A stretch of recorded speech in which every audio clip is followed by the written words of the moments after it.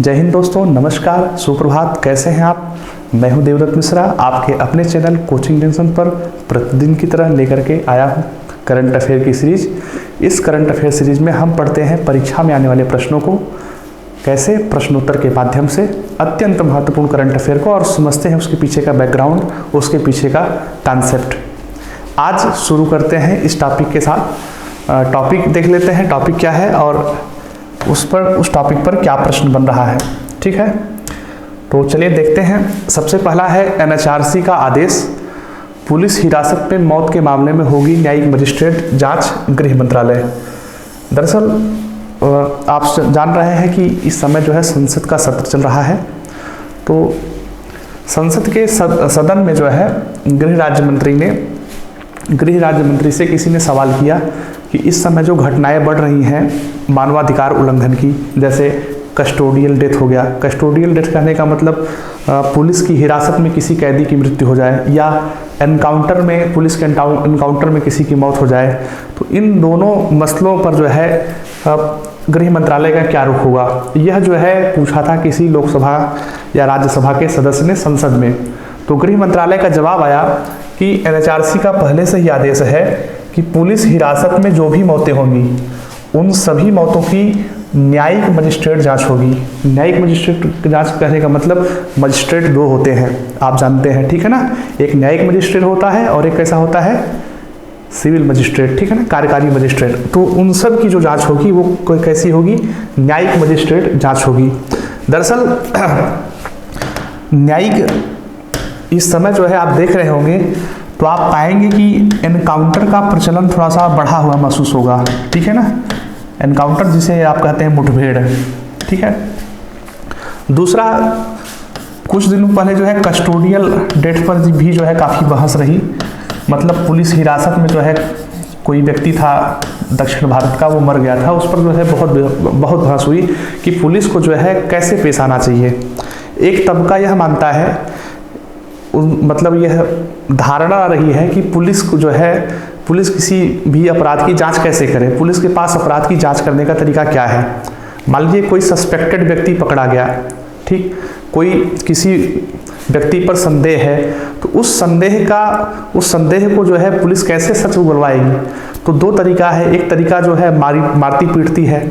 आप सब जानते हैं कि पुलिस का मतलब यह है कि लगभग होता भी है कि पुलिस क्या करती है, थोड़ा सा कड़ाई से पेश आती है, तो जो अपराधी वगैरह रहते हैं वो बक देते हैं। लेकिन ये कैसे पता हो कि जो संदेहास्पद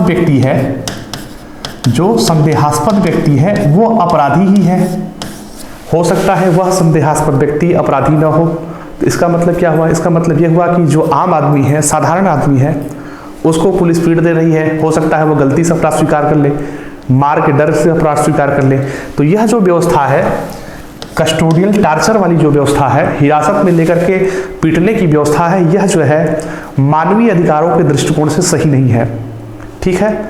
लेकिन चूंकि पुलिस के पास अभी तक कोई विकल्प नहीं हुआ करता था सिवाय लाठी के, तो यह इसी से अपना काम निकालती हुई आई है। और जो मतलब कह लीजिए कि पुलिस का कल्चर थोड़ा सा बन गया था कि कड़ाई के साथ पेश आना। और लेकिन अब चूंकि आप जान रहे हैं कि इस समय फॉरेंसिक साक्ष्यों का महत्व बढ़ गया है, इलेक्ट्रॉनिक साक्ष्यों का महत्व बढ़ गया है, तो अब पुलिस का जो जोर होना चाहिए, कि हम अब अपराधों की जांच जो है मारपीट से न करके बल्कि वैज्ञानिक तरीके से करें, ठीक है ना।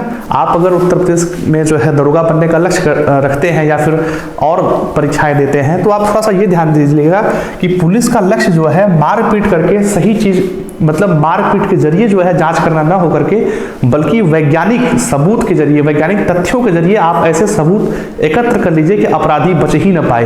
अकाट्य तथ्य जो है आप पेश कर लीजिए। उस क्षेत्र में जो सबसे पहला महत्वपूर्ण वो आता है कि आप ऐसी इलेक्ट्रॉनिक चीजों को जो है रख लीजिए। इलेक्ट्रॉनिक चीजों का मतलब, इलेक्ट्रॉनिक सबूत का मतलब क्या होगा, जैसे आप व्यक्ति का जो है कॉल रिकॉर्डिंग निकाल लीजिए, ठीक है, कहाँ गया है, कहाँ नहीं गया है, डेटा निकाल लीजिए। दूसरा, आप फॉरेंसिक रिपोर्ट निकाल लीजिए। फॉरेंसिक रिपोर्ट का मतलब कोई अगर क्राइम हुआ है तो उस क्राइम पर उस व्यक्ति का कुछ न कुछ, मान लीजिए हमने यह पेन छुआ, ठीक, तो इस पेन को छूने के बाद हमारा जो पसीना वगैरह है कहीं ना कहीं कुछ जो है इस पर मौजूद रह जाता है, तो उन दोनों को मैच करा करके डीएनए जांच करा कर काम कराया जा सकता है, फॉरेंसिक लैब में उस चीज़ को भेज दिया जाए। तो मतलब धारणा ये होनी चाहिए, जोर इस बात पर होना चाहिए कि अब जो है मारपीट से न काम चला करके, यह अंग्रेजों की पद्धति न अपना करके वैज्ञानिक तरीके से जो है किसी अपराध की जांच की जाए, ठीक ना। इससे जो है क्या होगा कि जो व्यक्ति निर्दोष होगा उसको कोई दिक्कत नहीं होगी, ठीक है ना, उसको कोई परेशानी नहीं होगी। बाकी जो अपराधी होगा उसको कानून की परिभाषा के अनुसार उसको दंड न्यायालय देगी। न्यायालय का काम है दंड देना, पुलिस का काम दंड देना नहीं है, दंड देने का काम किसका है, न्यायालय का है। अच्छा, इसी संदर्भ में एक बात आती है, प्रश्न आता है जिसे गृह मंत्रालय ने स्वयं स्पष्ट किया, पुलिस और लोक व्यवस्था किस सूची के विषय क्षेत्र हैं। मतलब पुलिस और जिसे आप कानून और व्यवस्था कहते हैं, यह केंद्र सरकार का उत्तरदायित्व है कि राज्य सरकार का उत्तरदायित्व है कि दोनों के उत्तरदायित्व में आता है। तो इस प्रश्न का सही जवाब है पुलिस और लोक व्यवस्था। यह जो है 7वीं अनुसूची में संविधान के बताया गया है। कहाँ? 7वीं अनुसूची में, इसको नोट कर लीजिएगा, महत्वपूर्ण प्रश्न है, ठीक है ना।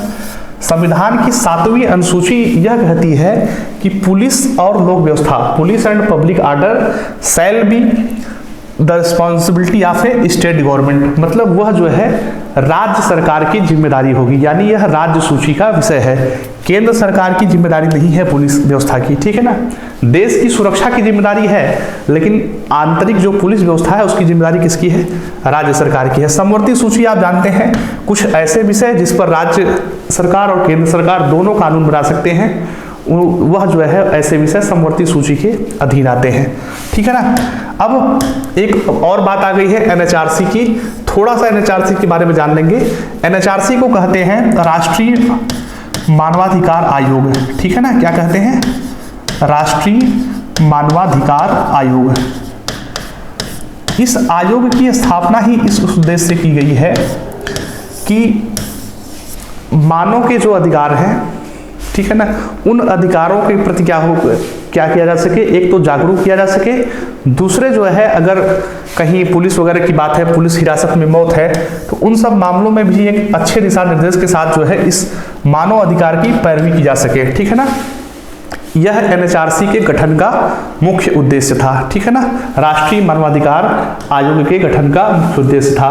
1993 में इसका गठन हुआ था, यह भी एक महत्वपूर्ण पॉइंट है, हो सकता है कभी किसी परीक्षा में पूछ लिया जाए। एनएचआरसी का गठन कब हुआ था? 1993 में, ठीक ना। वर्तमान अध्यक्ष यशल दत्तू जी थे, जिनका कार्यकाल समाप्त हो गया है और किसी नए जो है मानवाधिकार आयोग के अध्यक्ष पद पर किसी नए व्यक्ति की नियुक्ति नहीं हुई है। अगला प्रश्न देखते हैं, अगली हेडलाइन देखते हैं। आप जानते हैं कि हम न्यूज ही नहीं देखते हैं, हम उस न्यूज के पीछे का बैकग्राउंड देखते हैं, कॉन्सेप्ट समझते हैं और यह समझते हैं कि इन कॉन्सेप्ट से हमारी परीक्षा के लिए क्या महत्वपूर्ण विषय सामग्री हो सकती है, ठीक है। दूसरा हेडलाइन है, चीन से चल रहे तनाव के बीच हिंद महासागर में हो रहा देश का सबसे बड़ा नौसैन्य अभ्यास। शांति काल में यह जो है नौसेना का सबसे बड़ा सैन्य अभ्यास है, ठीक है ना।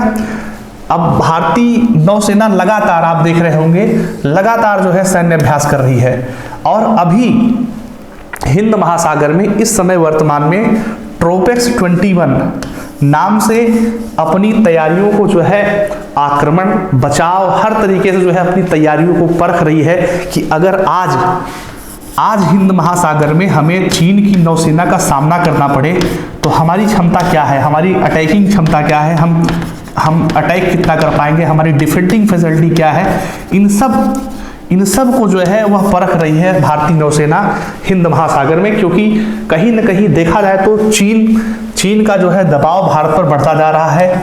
एलएसी पर तो तनातनी बढ़ी हुई है, ठीक है ना। हालांकि अभी कल ही जो है चीन की तरफ से चीन का जो है सरकारी अखबार है ग्लोबल टाइम्स, तो ग्लोबल टाइम्स ने जो है ट्वीट करके कहा है कि दोनों देशों की सेनाएं जो सीमा है वहां से धीरे धीरे करके डिसएंगेज होंगी, यानी पीछे हटेंगी। लेकिन फिर भी चीन की चुनौती तो लगातार बनी हुई है। तो भारत को जो है क्या करना होगा, भारत को सदैव अपनी क्षमता का आकलन करना होगा, अपनी सेनाओं को ऑपरेशनल रूप से रेडी रखना होगा, ठीक है ना। सेना कहने का मतलब सेना ऐसी ना हो कि वह जो है आलसी बनी हो रही, वो जो है क्या हो, ऑपरेशनल रेडी हो। जब स्थिति पड़े, जब आपात स्थिति पड़े तो वो किसी भी दुश्मन का मुंहतोड़ जवाब देने में सक्षम हो जाए। तो इसी उद्देश्य से भारतीय नौसेना क्या कर रही है, हिंद महासागर में बहुत बड़ा सैन्य अभ्यास कर रही है और उस अभ्यास का नाम दिया गया है ट्रोपेक्स 21, ठीक है ना। विकल्प में और भी दिए गए हैं, जैसे गरुण है। गरुण जो है जो अभ्यास होता है वह भारत और फ्रांस की वायु सेनाओं के मध्य अभ्यास होता है, ठीक है ना। परीक्षा के लिए यह भी बहुत महत्वपूर्ण संदर्भ है कि अगर पूछा जाए कि भारत और फ्रांस के मध्य प्रतिवर्ष वार्षिक वायुसेना का अभ्यास किस नाम से आयोजित होता है, तो उसका सही जवाब है गरुण। गरुण क्या है, भारत फ्रांस की वायुसेनाओं का संयुक्त अभ्यास है। युद्ध अभ्यास क्या है, युद्ध अभ्यास जो है भारत और अमेरिका इन दोनों की थल सेनाओं का संयुक्त अभ्यास है। संयुक्त अभ्यास मैं पिछले वीडियोज में आपको बता चुका हूं। इसका जो है ऑप्शन आप जो है सही जवाब जो है आप कमेंट में करके मुझे बताएंगे कि यह जो है किसके बीच आयोजित होता है, संयुक्त अभ्यास क्या है। चलिए देखते हैं अगली हेडलाइन, अगला न्यूज़ देखते हैं और उस न्यूज़ के पीछे का बैकग्राउंड देखते हैं। पीएम मोदी बोले जलवायु परिवर्तन से मुकाबले का रास्ता जलवायु न्याय है, ठीक। की पॉइंट नोट कर लीजिएगा, जलवायु परिवर्तन से मुकाबले का रास्ता जलवायु न्याय, विकासशील देशों को देना होगा आगे बढ़ने का मौका, ठीक है ना। दरअसल प्रधानमंत्री मोदी जी विश्व सतत विकास शिखर सम्मेलन 2021 में बोल रहे थे। इस सम्मेलन को संबोधित करते हुए उन्होंने कहा कि जलवायु परिवर्तन से मुकाबले का रास्ता क्या है, जलवायु न्याय है, ठीक है ना। क्लाइमेट जो है, क्लाइमेट का जो है न्याय है, ठीक है ना। अब प्रश्न क्या बनता है, पहले प्रश्न देख लेते हैं, फिर जलवायु परिवर्तन पर जो है जाएंगे और फिर सतत विकास को भी हम समझ लेंगे, ठीक है ना। इसमें कई मुद्दे दिए हुए हैं, जैसे जलवायु परिवर्तन का एक मुद्दा दिया है, दूसरा मुद्दा दिया है सतत विकास क्या है, सतत विकास शिखर सम्मेलन क्या है। तो पहले प्रश्न देख लेते हैं। प्रश्न क्या है कि हाल ही में विश्व सतत विकास शिखर सम्मेलन यानी वर्ल्ड सस्टेनेबल डेवलपमेंट समिट, ठीक है ना, डेवलपमेंट समिट 2021 का आयोजन हुआ। इस सम्मेलन के आयोजन का प्रमुख दायित्व किस संस्था का है, मतलब कौन सी संस्था ने जो है इस समिट का, इस जो है शिखर सम्मेलन का आयोजन किया। ऑप्शन आपको दिया है विश्व स्वास्थ्य संगठन, world wide life far fund, Bombay natural history society, the energy and resources institute. तो इस प्रश्न का सही जवाब है the energy and resources institute. Short form में से बोलते हैं टेरी, ठीक है ना। क्या बोलते हैं, टेरी, यानी the energy and resources institute, ठीक है ना। ऊर्जा और संसाधन संस्थान, हिंदी में क्या कहते हैं इसको, हिंदी में कहते हैं ऊर्जा और संसाधन संस्थान। यह कहाँ है, इसका हेडक्वार्टर है नई दिल्ली में, ठीक है ना। इसका मुख्यालय कहाँ है, नई दिल्ली में है। इसका काम क्या है, इसका काम है सतत विकास हेतु ऊर्जा और पर्यावरण के मध्य संतुलन बनाने वाली जो है प्रौद्योगिकियों आदि पर जो है क्या करना है, शोध करना है, ठीक है ना। टेरी का काम क्या है, टेरी का काम है रिसर्च करना, ताकि जो है सस्टेनेबल डेवलपमेंट बना रहे और एनर्जी की डिमांड को भी क्या किया जा सकता रहे, पूरा किया जा सकता रहे, ठीक है ना। अब सतत विकास क्या है, सतत विकास क्या है, व्हाट इज सस्टेनेबल डेवलपमेंट। तो सतत विकास का कॉन्सेप्ट जो है इसलिए लाया गया कि हम इस समय जो है बहुत ही महत्वपूर्ण युग में जी रहे हैं, मतलब तकनीकी का युग है कह लीजिए, तकनीकी से सारे काम हो रहे हैं। तो इस युग में हमारी जिम्मेदारी बनती है कि हम विकास तो करें, विकास तो बहुत तेजी से कर रहे हैं निश्चित रूप से, लेकिन उस विकास का परिणाम जो है विनाश न होने पाए। कहने का मतलब ये हुआ कि हम विकास करें और ऐसा विकास करें कि हमारी आने वाली पीढ़ियां जो है उस विकास के कारण जो है जीवित रह सकें, ऐसा ना हो कि हम ऐसा विकास करें कि सारे जो है पेड़ काट करके सड़क बना लें और हमारी जो आने वाली पीढ़ियां हैं उनको श्वास लेने के लिए, श्वसन के लिए ऑक्सीजन न बचने पाए। तो ऐसे विकास का मतलब क्या हुआ? यह तो विकास नहीं, आने वाली पीढ़ियों के लिए क्या हो गया? विनाश हो गया। तो सतत विकास का मतलब ऐसा विकास जो आने वाली पीढ़ियों की आवश्यकताओं के साथ बिना समझौता किए हुए विकास करे, वही क्या कहलाता है? सतत विकास, यानी सस्टेनेबल डेवलपमेंट, संधारणीय विकास कहलाता है। ठीक है ना। यूनाइटेड नेशंस डेवलपमेंट प्रोग्राम ने, संयुक्त राष्ट्र विकास कार्यक्रम ने 17 लक्ष्य घोषित किया है। इसी सस्टेनेबल डेवलपमेंट यानी संधारणीय विकास के 17 लक्ष्य घोषित किए हैं। ऐसे लक्ष्य जिन्हें जो है संयुक्त राष्ट्र चाहता है कि 2030 तक जो है पूरा कर लिया जाए। ठीक है ना।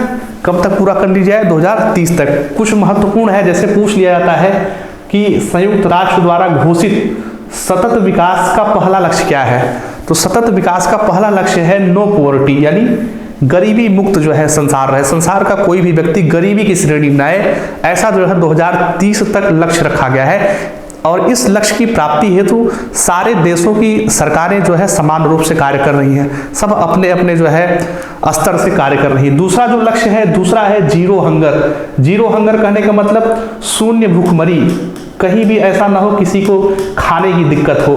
तीसरा है गुड हेल्थ एंड वेलबींग, सभी को अच्छा स्वास्थ्य मिले। चौथा क्या है? चौथा है अच्छी शिक्षा। पांचवा है जेंडर इक्वलिटी, यानी लैंगिक समानता रहे सबके साथ।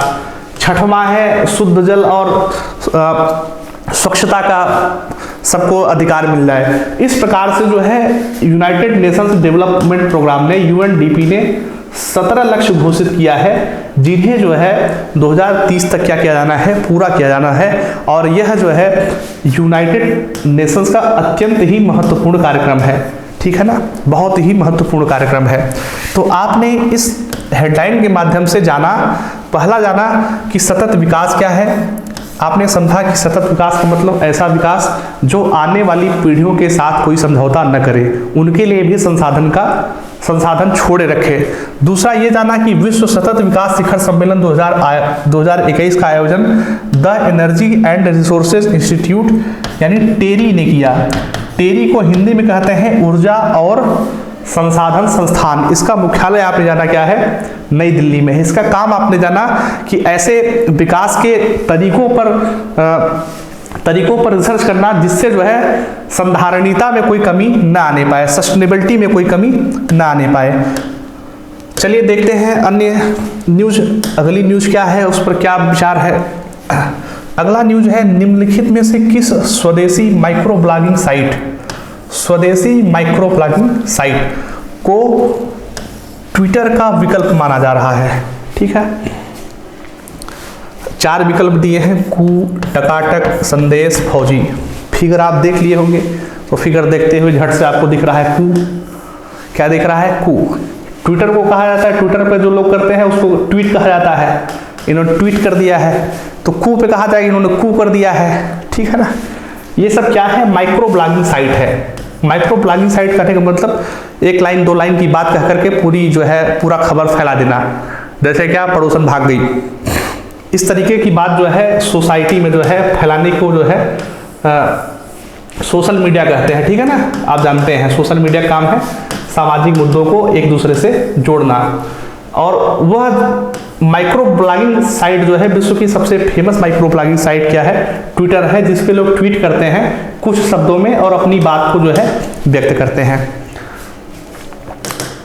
लेकिन मुद्दा कहाँ आ गया ट्विटर के साथ?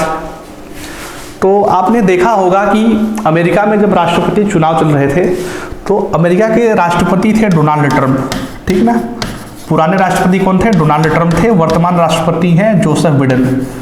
तो ट्विटर ने जो है डोनाल्ड ट्रंप के ट्विटर हैंडल को भी डिलीट कर दिया था। यानी अमेरिका का जो राष्ट्रपति है उसी के आधिकारिक ट्विटर हैंडल को क्या कर दिया था? ट्विटर ने डिलीट कर दिया था। वो अपनी बात भी जो है बेचारे नहीं कह पा रहे थे। यानी ऐसी स्थिति हो गई थी कि वो तो छोड़िए, उनके जितने समर्थक थे वो भी ट्वीट नहीं कर पा रहे थे। अब बताइए, ऐसे ज़माने में जहां सोशल मीडिया जो है लोगों की जान बन गई है और किसी व्यक्ति को क्या कर दिया जाए? सोशल मीडिया से प्रतिबंधित कर दिया जाए, तो क्या दशा होगी, ठीक है ना, बड़ा सुना सुना सा लगेगा। और इसी में जो है यह पूरा राज छिपा हुआ है, मैं आपको बताऊंगा अभी। अब भारत सरकार के संदर्भ में समझते हैं कि भारत सरकार के साथ जो है ट्विटर की क्या दुश्मनी हो गई। अमेरिकी सरकार का तो पता था कि अमेरिकी सरकार में डोनाल्ड ट्रंप के ट्विटर अकाउंट को क्या कर दिया था, ट्विटर ने डिलीट कर दिया था। इस वजह से जो है वो बहुत खिसियाए हुए थे। ट्विटर यह कह रही थी कि ट्रंप के बयान क्या है, भड़काऊ हैं। भारत सरकार कह रही है कि अभी जो कृषि प्रदर्शन हो रहे हैं, कृषि प्रदर्शन में खतरनाक हैशटैग नाम से ढेर सारे ट्वीट फैलाए जा रहे हैं जो देश की एकता और अखंडता को नष्ट करने में ये कह लीजिए सहायक हो रहे हैं, ठीक है ना। इनकी मदद से क्या हो रही, देश की संप्रभुता को चुनौती मिल रही है। तो सरकार चाहती है, भारत सरकार चाहती है कि ऐसे ट्विटर हैंडल्स या ऐसे अकाउंट जिनके माध्यम से दुष्प्रचार फैलाया जा रहा है उसको ट्विटर क्या कर दे, उसको ट्विटर डिलीट कर दे। लेकिन ट्विटर ने अभी जो है घोषणा की, अभी कहने का मतलब कल घोषणा की कि वह जो है लगभग कुछ लोगों को ट्विटर अकाउंट को डिलीट तो की, ठीक है ना, कुछ लोगों के ट्विटर अकाउंट को उसने डिलीट किया जरूर, कुछ पर रोक भी लगाई। लेकिन उसने ये कहा कि हम अभिव्यक्ति की आज़ादी का समर्थन करेंगे, अभिव्यक्ति की स्वतंत्रता का समर्थन करेंगे। कहने का मतलब जो जिसको मन में आए वह बोलता रहे, उस पर हम कोई प्रतिबंध नहीं लगाना चाहते हैं। और वह ऐसा इस कानून के संदर्भ में कह रहा है कि चूंकि भारत का जो संविधान है, संविधान का अनुच्छेद 19 जो है कहता है कि हर व्यक्ति के अभिव्यक्ति की स्वतंत्रता उसका क्या है, मौलिक अधिकार है, ठीक है ना। अभिव्यक्ति की स्वतंत्रता क्या है, उसका मौलिक अधिकार है। लेकिन इसका यह मतलब नहीं हो जाता कि वह व्यक्ति कुछ भी कहे। उस व्यक्ति के अगर बोलने से कहीं हिंसा भड़क जाती है, कहीं दंगा भड़क जाता है, तो उस पर जो है सरकार युक्त प्रतिबंध लगा सकती है, ठीक है ना, युक्त प्रतिबंध लगा सकती है, ठीक है ना। यानी सरकार अगर यह समझे कि किसी की अभिव्यक्ति की आज़ादी पूरे समाज के लिए खतरा बनी हुई है, तो उस व्यक्ति की अभिव्यक्ति की आज़ादी यानी उस व्यक्ति का मौलिक अधिकार छीना जा सकता है। ऐसा समाज के कलेक्टिव लाभ के लिए किया जाता है, ठीक है ना। और इसी युक्त प्रतिबंध के तहत जो है सरकार चाहती थी कि ट्विटर क्या करे, कुछ अकाउंट्स को डिलीट कर दे। लेकिन ट्विटर ने जो है डिलीट करने की बजाय एक ट्वीट कर दिया कि हमने जो है कुछ को जो है ये किया है, हमने ये कर दिया है, और हम जो है एक डिस्क्लेमर लगा देंगे कि यह जो है खतरनाक अभिव्यक्ति है, इसको जो है कोई प्रसारित न करे, लेकिन मैं डिलीट नहीं करूंगा, मैं क्या करूंगा, इसका समर्थन करूंगा। अब इसी मुद्दे पर जो है बात आ गई। बात क्या आ गई कि इस समय आप देख रहे होंगे जितनी सोशल मीडिया कंपनी है, जैसे फेसबुक हो गई, मैसेंजर हो गया, इंस्टाग्राम हो गया या ट्विटर हो गया, यह सब सारी विदेशी कंपनियां हैं, सारी अमेरिकी कंपनियां हैं। अगर ये सारी कंपनियां एक साथ चाह लें तो किसी का कुछ भी कर सकती है, कि पूरे देश का जो है पूरा ढांचा बिगाड़ सकती हैं। इतनी शक्ति है सोशल मीडिया में। यानी सोशल मीडिया में अगर फेसबुक चाहे तो काफ़ी कुछ कर सकता है। भाई लोगों के खिलाफ दंगे भड़काने वाली बातों को ज़्यादा दिखाए वो कि यहाँ देखो हिंदू मुस्लिमों को मार पीट रहे हैं, तो पता चला हिंदू मुस्लिम दंगा भड़क गया। इस स्ट्रेटजी को, इस एकाधिकार को समाप्त करने के लिए, ठीक है ना, अमेरिकी कंपनियों को या कह लीजिए विदेशी कंपनियों को सोशल मीडिया पर एकाधिकार समाप्त करने के लिए सरकार विचार कर रही है कि क्यों ना जो है स्वदेशी कंपनियों को प्रोत्साहित किया जाए, जो हूबहू जो है उनके जैसा क्या करें, अवसर सोशल मीडिया का कर सके, मंच प्रदान कर सके। उसके तहत आपने देखा होगा कि कू हो गया, संदेश हो गया, फौजी हो गया, ये सब इन सब ऐप्स की है सरकार ने प्रोत्साहन दिया है, ठीक है ना। पहले इस प्रश्न का मैं सही जवाब दे दूं, आप फिगर देख रहे हैं तो ट्विटर का जो विकल्प है वह है कू। क्या है कू, यानी यह कू क्या है, स्वदेशी माइक्रो ब्लॉगिंग साइट है। इसे क्या बताया जा रहा है, ट्विटर का विकल्प बताया जा रहा है। और भारत सरकार के अधिकांश मंत्री इस समय कू पर स्विच कर गए हैं। स्विच करने से अच्छा यह है कि कू को भी जो है अल्टरनेटिव के रूप में उसका उपयोग कर रहे हैं और इसको प्रमोट कर रहे हैं कि भाई लोग, आप सब लोग भी जो है कू का प्रयोग करिए, ट्विटर पर ही केवल डिपेंडेंट ना रहिए। पता चला ट्विटर ने कुछ खराब कर दिया तो आप कहाँ जाएंगे। संदेश एक ऐप है जो बिल्कुल जो है कह लीजिए कि व्हाट्सएप जैसा काम करता है, ठीक है ना। ये भी क्या है, ये भी स्वदेशी ऐप है।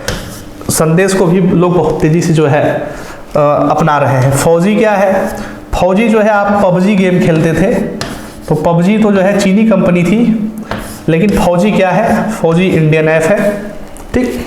यह इसलिए महत्वपूर्ण है, इस प्रश्न को इस न्यूज श्रृंखला में रखना इसलिए महत्वपूर्ण है क्योंकि आजकल परीक्षा में जो है साइंस और टेक्नोलॉजी के अंतर्गत ये सब प्रश्न पूछे जा रहे हैं, ठीक है ना।